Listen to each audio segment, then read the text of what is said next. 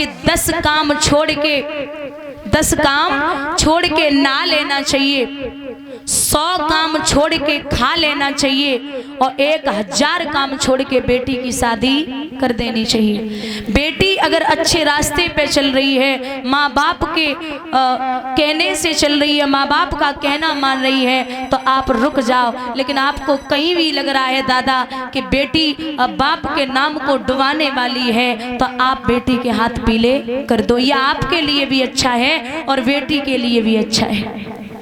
और यहाँ जो अनमैरिड बैठी हैं बहनें, जिनकी शादियां नहीं हुई, उनसे निवेदन है कि आप जितने पिता हैं, बुजुर्गों, आप बच्चों को पढ़ाइए, बेटियों को पढ़ाइए लिखाइए, जो खाएं खिलाइए, जो पहने पहनाइए, लेकिन सर के ऊपर मत बिठाइए। आपका बेटा एक बार ससुराल जाता है, फिर कभी मौका लगता है तब जाएगा, लेकिन बेटियों का आन मान सम्मान इसमें है। अगर एक बार मायके से डोली उठ जाए और ससुराल से अगर उल्हाने आ गए ना, तो माँ बाप की इज्जत दाव पे लग जाती है। और एक कड़वा सच आपको बता दें, यहाँ माताएं बैठी हैं, कड़वा सच है कि आज 80% बेटियों का घर बिगाड़ने में माताओं का हाथ है। 80% बेटियों का घर बिगाड़ने में बेटियों की माताओं का हाथ है। वो पता किस लिए? वो इसलिए है कि जो 2-2 घंटे फोन पे लगी रहती हो ना तुम, क्या खाया, क्या बनाया, कैसे कलर की साड़ी है, कहाँ गई थी, अच्छा सास ने क्या बोला, पति कहाँ गया था, अच्छे से खबर लेना, ननद क्या कर रही है, शादी में गई थी, कैसे कलर की साड़ी बांधी थी। हर मतलब प्रचंड की जड़ हो तुम। अगर तुम 2-2 घंटे फोन पे बात क्या होगी, तो अपने घर को संभालिए। तुम्हारी बहू क्या कर रही है, तुम्हारा बेटा कहाँ जा रहा है, तो अपने घर को देखिए, दूसरे के घर को संभालने की जरूरत नहीं है। अच्छा, पिता भी तो होते हैं, पिता को बस खबर होती है। बाप जो होता है ना, बाप ऐसा है, बेटी की आंखों में आंसू शादी से पहले भले ही देख ले, लेकिन शादी के बाद जीवन में नहीं देख सकता। पिता वो हर काम करता है, पिता वो हर चीज देता है जो बेटी की आंखों में आंसू ना आए। एक सेठ के घर में एक लड़की ने जन्म लिया।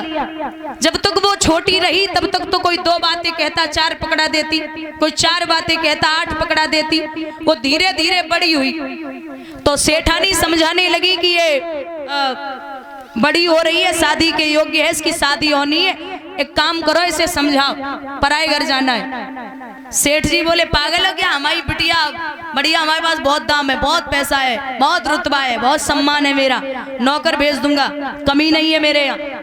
सेठानी बोली, नौकर और रुपया कमाए वालों ना, जबान कम करवाए दो, वह बहुत हो, जबान बहुत चलती है। बोले नहीं, अब शादी के योग्य हुई। जब शादी के योग्य हुई तो शादी हुई, सुबह ही सुबह जैसे ससुराल में पहुंची तो रात भर तो काट ली बिटिया ने। दूसरे दिन फोन करो, पिताजी हमें ले जाओ, पिताजी हमें ले जाइए। जवाब दो, कल तो विदा करी और आज ले जाए, कौन सा पहाड़ टूट पड़ो। बोले अगर भोजन कर रहे हो तो पानी यही पीना आके हमें ले जाइए। पहुंचे, अकेली बिटिया है, लाचार है। समधी से कहा नमस्ते, नहीं बोले। समधी से कहा प्रणाम करता हूँ, वो भी नहीं बोली। बोले बेटी को लेने आया हूँ, ले जाऊं क्या?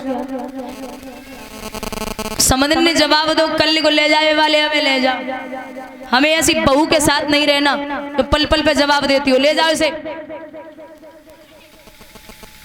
बिटिया को लो, सेठ जी घर पे पहुंचे, लाडो बैठो, ठीक हो? बिटिया आग बबूला, बोले हम ठीक है। अरे मैं ठीक हूँ, तुम्हें शर्म नहीं आती, मेरी शादी कर दी, अरे मुझे यही रहना है। अरे सेठ जी बोले क्या हुआ? बोले कुछ भी नहीं हुआ। ससुराल कैसी है? बोले ससुराल है वो 1 नंबर का नरक है, नरक। अच्छा, ससुर कैसे हैं? बोले 1 नंबर के राक्षस। सास कैसी है? बोले 1 नंबर की डायन। ननद कैसी है? बोले 1 नंबर की चुगलखोर।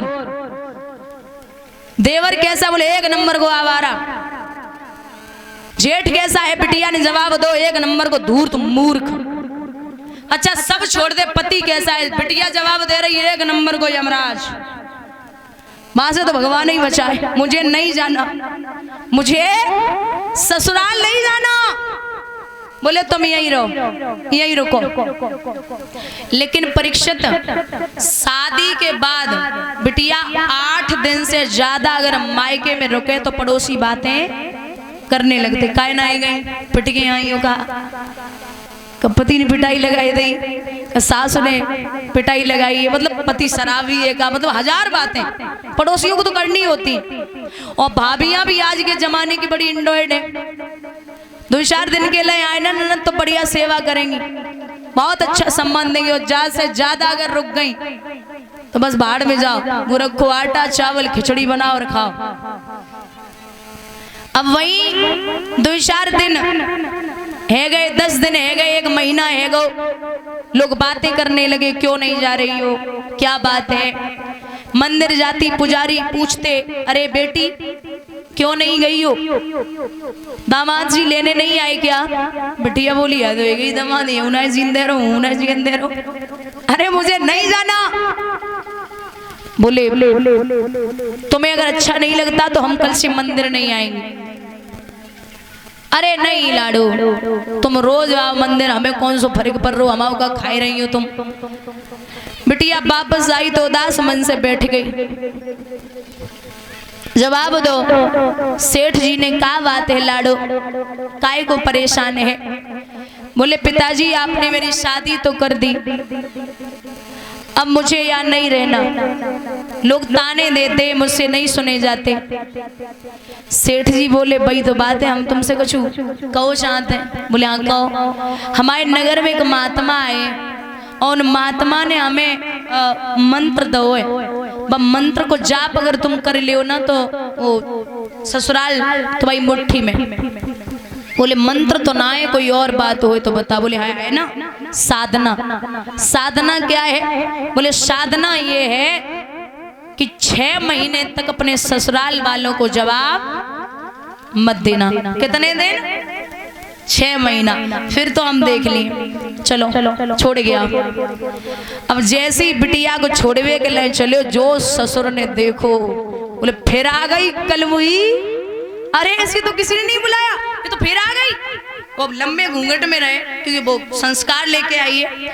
तो अब एक कांच को गिलास रखो रहे, सो कांच के गिलास में धोखे से पैर लग गो। ससुर बोले अंधी है क्या, आते ही आते बर्तन फोड़ने लगी, पागल हो गई है।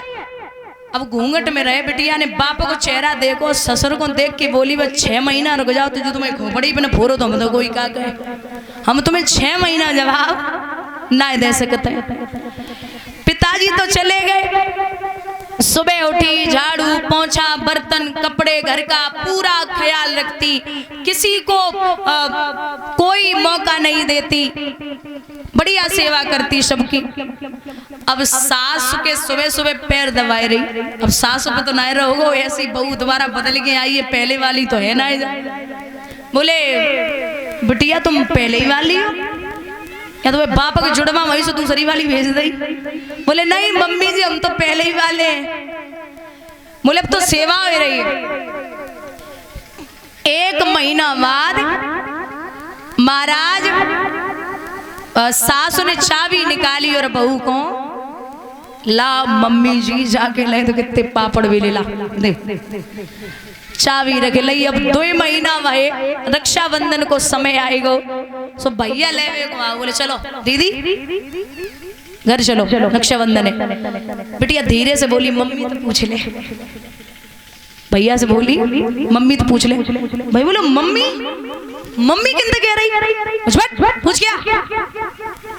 भैया बोले लेने आया हूँ, दीदी को ले जाऊं क्या?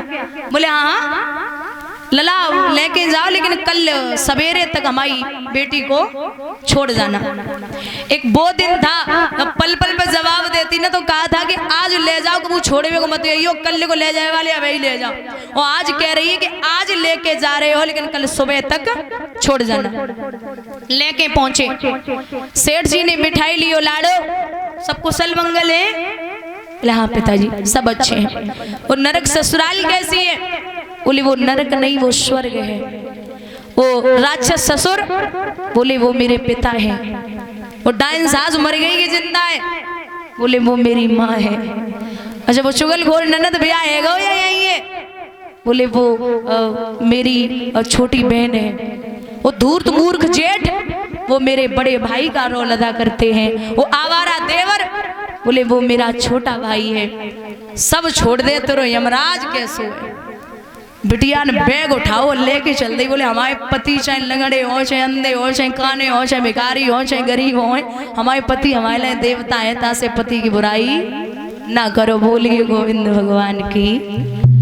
ये जवाब न देने का नतीजा है। अगर झुकने से रिश्ते बन रहे हैं, अपनों के सामने झुकने से या जवाब न देने से, सुन लेने से रिश्ते बन रहे हैं तो आप झुक जाओ। बोलिए कन्हैया लाल की। दादा बेटियों को वो संस्कार दो जो पराई घर जाकर के आपको तकलीफ न हो। प्रभु को लेकर के मैया लक्ष्मी आशीर्वाद दे के राजा बलि को क्षीरसागर के लिए पुनः वापस आई हैं। बोलिए बावन भगवान की। दोनों हाथ ऊपर उठा के बोलेंगे बोलिए बावन भगवान की। महाराज श्री सुखदेव भगवान बोले हे राजन परीक्षित,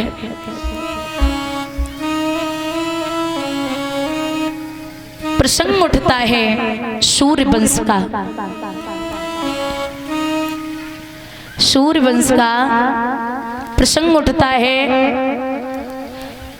सूर्य वंश में दादा एक राजा हुए हैं जिनका नाम है त्रिशंकु। परीक्षित जो बुजुर्ग बैठे हैं, बुजुर्ग ध्यान देंगे। सूर्य वंश में एक राजा हुए हैं जिनका नाम है त्रिशंकु। त्रिशंकु एक दिन शिकार खेलने के लिए गए तो उन्होंने क्या देखा है कि एक किसान के अनाज को गाय खा रही है और किसान सो रहा है। राजा त्रिशंकु ने किसान को उठायो और जगाए के जवाब दो, ओरे बाबरे तू तो सो रहा है, तेरा अनाज गाय खा रही है। किसान गुस्से में उठा और उसने मैया गाय की पीठ में लाठी मार दी। गाय बेहोश हो गई और राजा त्रिशंकु को श्राप दे दिया कि मैंने तेरा कुछ नहीं बिगाड़ा था, तूने मुझे पिटवा दिया। जा, मैं तुझे श्राप देती हूं कि तू घर पे जाते ही जाते गधा हो जाएगा। घर पे पहुंचे लेकिन पूछ के गए मैया हमें ये बता, जब मैं गधा हो जाऊंगा श्राप तो विफल नहीं हो सकता, लेकिन कोई उपाय होगा? बोले हाँ है ना। उपाय क्या है? उपाय ये है कि अगर कोई पतिव्रता औरत तेरे ऊपर एक लोटा जल चढ़ा दे तो तू पुनः मनुष्य हो सकता है। अब राजा घर पे आए, पत्नी को ये बात बता ही पाई थी। पूरे राज्य में मैया पति के साथ घूमी, सबने एक एक लोटा जल डाल के अंजवाया, लेकिन राजा गधे से मनुष्य नहीं हुआ। चली वहां से काशी नगरिया में पहुंची। काशी नगरिया की सभी माताओं ने एक एक लोटा जल डाल के अंजवाया, फिर भी राजा मनुष्य नहीं हुआ। वहीं काशी नगरिया में एक मेहतरानी ने लोटा में पानी लियो और हाथ में पात्र लेके रानी को जवाब दियो। मेहतरानी ने कहे देवी अगर आपकी आज्ञा हो तो मैं भी एक लोटा जल चढ़ा दूं। बोले हाँ क्यों नहीं। तो बोली है मेहतरानी, मनसा वाचा कर्मणा जो मेरो पति में ध्यान, मनसा वाचा कर्मणा जो मेरो पति में ध्यान, तो ये कर्तव्य आज से होवे मनुज समान मेरे भैया, होवे मन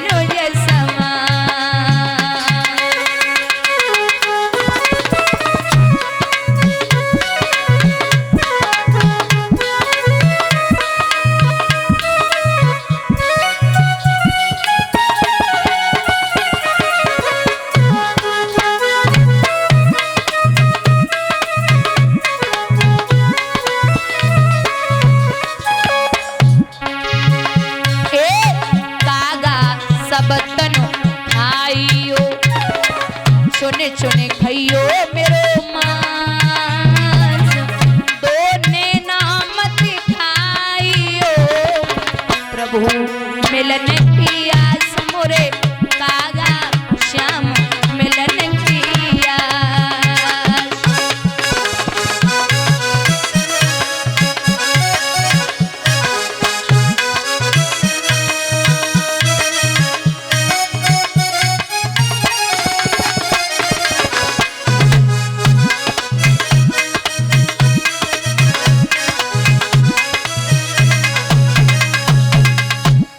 मनसा बाचा कर्मणा जो मेरो पति में ध्यान, और तो ये गद्धव आज से होवे मनुज।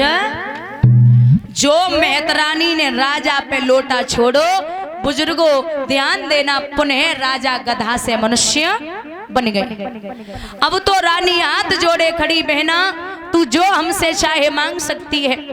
मेहतरानी ने जवाब दियो, हमें कछु नहीं चाहिए, हमारे पास सब कुछ है, लेकिन मेरी ये इच्छा है कि इस एक लोटे के बदले में तुम्हारा पुत्र मेरे यहाँ 100 गणों जल भरे, ये मेरी इच्छा है।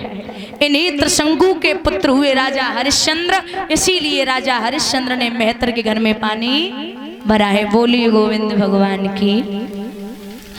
और ये जो राजा हरिश्चंद्र हैं, त्रिशंकु के पुत्र, ये पहले से सत्यवादी और दानवीर नहीं थे। महाराज इन्हें भी झूठ बोलना आता था। इनके कोई संतान नहीं थी, तो इन्होंने वरुण देवता का यज्ञ किया। वरुण ने कहा कि संतान तो हो जाएगी, लेकिन उसी संतान के द्वारा तुम्हें बलि देनी पड़ेगी। हरिश्चंद्र बोले, महाराज पुत्र प्राप्ति हो जाए मैं बलि दे दूंगा। पुत्र हुआ, आए बोले बलि दो, महाराज 6 दिन का हो जाए तब ले जाना। फिर आए बोले बलि दो, महाराज 15 दिन का हो जाए तब ले जाना। फिर आए बोले बलि दो, महाराज 6 महीने का हो जाए तब ले जाना। झूठ बोलते रहे, राजा को हो गया कोढ़। अजीकृत के मझले पुत्र सुना शेफ को मोल ले लिया और बलि दे दी, राजा का कोढ़ ठीक हो गया। राजा हरिश्चंद्र ने ये प्रण किया है कि मैंने इतनी बार झूठ बोला है, अब मैं ये प्रण करता हूँ कि चाहे कितने भी संकट आ जाएं, ना तो कभी झूठ बोलूंगा और ना ही कभी दान करना छोड़ूंगा। यहीं से राजा हरिश्चंद्र सत्यवादी और दानवीर हो गए। इतने नहीं, महाराज इतने हुए हैं कि इनके यश कीर्ति की ध्वजा स्वर्ग तक फहराने लगी। जब किसी बाप का बेटा या बेटी या किसी गुरु का चेला नाम रोशन कर देना, तो गुरु को या पिता को बड़ा गर्व होता है। जहाँ भी समाज में बैठेंगे जरूर बोलेंगे कि हमारा चेला ऐसा है, हमारा बेटा या हमारी बेटी ऐसी है। वशिष्ठ जी जो गुरुदेव हैं, वो सभा लगी हुई है देवताओं की, वहां बैठे बात कर रहे हैं। बोले हमारे चेले का बड़ा नाम है, जिसका नाम है हरिश्चंद्र। विश्वामित्र बोले कि सत होता है, व्रत होता है, पर सीमा सबकी होती है। सावन भादों के दिन पाए के सरिता विवाहर बहती है। सोना क्या खूब चमकता है, जब तिलक दिखाओ आज नहीं। ये बाबा तेरे घर की बातें की गई अभी तक जांच नहीं। तो यहाँ वशिष्ठ जी बोले हैं, हो जो तुम्हारे मन अति संदेह, तो तुम जाए परीक्षा लेऊ नाम। सिया राम जय जय राम, राम सिया राम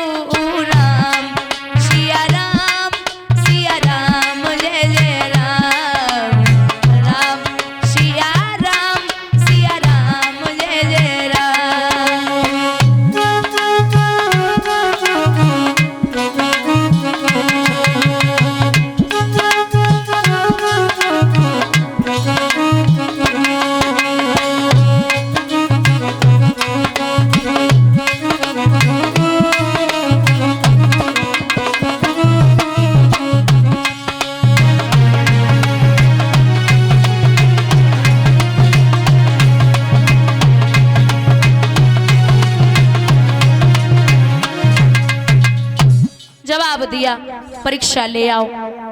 महाराज विश्वामित्र एक शूकर का वेश धारण करके राजा हरिश्चंद्र की बगिया की तरफ चले। सारी बगिया को उजाड़ दिया, मालियों को घायल कर दिया। माली रोता हुआ राजा के दरबार में पहुंचा। क्या हुआ? बोले महाराज एक शूकर आया है, उसने सारी बगिया को उजाड़ दिया। चिंता ना करो, मैं सुबह शूकर का वध कर दूंगा। रात्रि भर राजा विश्राम करता है। सुबह जब फौजों को तैयार किया, वहां से चले, साथ में मंत्री को लेकर के राजा सारी बगिया को घेर लिया। लेकिन बारे विश्वामित्र सबसे छिपके वहां से बाग से सीधे निकल गए। अब राजा पीछे पीछे है। आगे जाए के विश्वामित्र ने एक झाड़ी में छिपके सूकर से महात्मा को भेष धारण कर लियो। अब उते से महात्मा आ रहे, इते से राजा जा रहे। सो प्रणाम करो महाराज। प्रणाम करता हूं। बोले खुश रहो। कहां जा रहे हो? महाराज आपने इधर सूकर जाते हुए देखा क्या? बोले नहीं। क्या करोगे?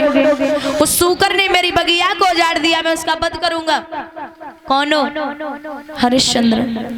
अरे आप वो हरिश्चंद्र हैं जिसके यश कीर्ति की ध्वजा स्वर्ग तक फहराती है। महाराज बड़ों का आशीर्वाद है, आप जैसे संतों का आशीर्वाद है। अरे बाबरे राजा, हम तो सोच रहे हमारे घर में एक कुंवारी कन्या है, उसके हाथ पीले करने हैं, और तू यहाँ एक सूकर का वध करने जा रहा है। तू पागल हो गया है क्या? राजा बोले महाराज आप ऐसे बोल रहे हैं, उसने मेरे मालियों को घायल कर दिया, मैं उसका वध तो करूंगा। अरे तू जीव की हत्या करने जा रहा है, कैसा राजा है? और महाराज जब विश्वामित्र जवाब दे रहे हैं कि ओरे राजा घर में बेटी कुंवारी है, और बुजुर्गों एक कहावत है